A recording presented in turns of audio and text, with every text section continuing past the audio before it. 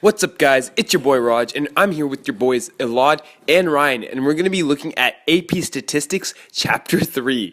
And in this chapter, we're going to be talking about regression lines and scatter plots.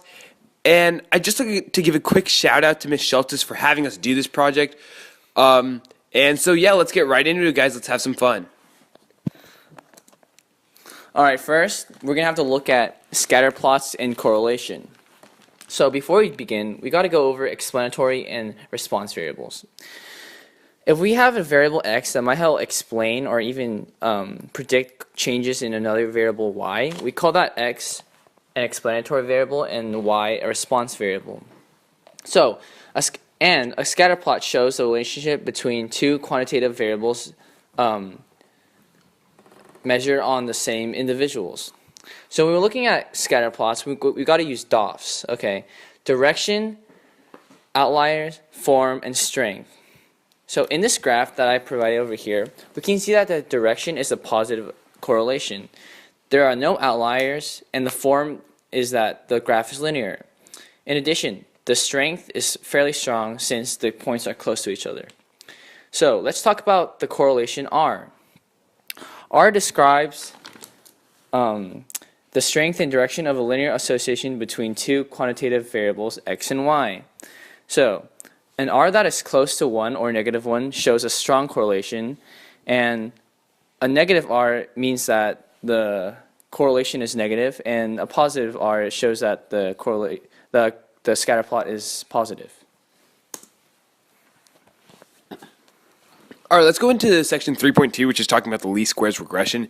So basically what a regression line is that it's a straight line that describes how a response variable y changes as an explanatory variable x changes. So it's important to know that the equation for the least squares regression line is y hat equals a plus bx, where a is the y-intercept and b equals the slope. So also, a key reminder is that y hat is the predicted y value. It is not the actual y value. So slope is the rate at which the predicted response y hat changes along the line as the explanatory variable changes. So basically, it's just the rate of change. For every 1 unit increase in x, y changes by this much.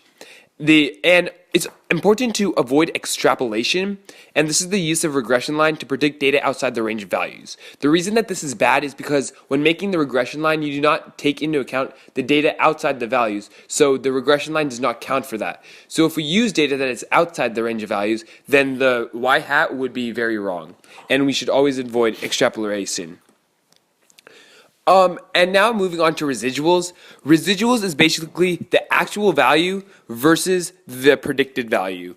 And that's pretty much what the residual is. And the standard deviation of the residuals, which is S, measures the typical size of the residuals, and the coefficient of determination is also known as R squared, and it's the fraction of variation in the response variable that is accounted for by the least squares regression line. So let's move on to the next slide, and that's basically going to be a cheat sheet. So that the cheat sheet shows you the sentence frames that you should put on your test in order to get the complete amount of marks. So in order to interpret the correlation R, we can use that sentence structure where we're talking about strong, moderate, or weak, which is talking about like the strength of it, and positive and negative is talking about the form and explanatory and response variable. And also, it also has the sentence structure for S and R squared.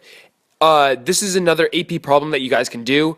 From the 2017 AP Stats for your response question, and it's question number 1, and this is a really great problem for you guys to try at home. And some common mistakes is that you're not speaking in context when asked to interpret the slope. You can't say just like when x changes, y changes. You have to actually describe what the explanatory and response variables are. You need to use the word predicted when interpreting the slope. That is very important. And you always need to identify the strength of the regression line, like how strong, is it strong, moderate, or weak, or anything like that. And remember that residual is always actual minus predicted. You can remember that as an AP. AP are the people who give us these tests. So we need to remember that that's the residual. So that about wraps it up, guys. So I just want to thank everyone for watching. Don't forget to subscribe and smash that like button. We really want to get this video out there to other people so they can get inspired and to do more AP statistics problems. But for now on, sayonara.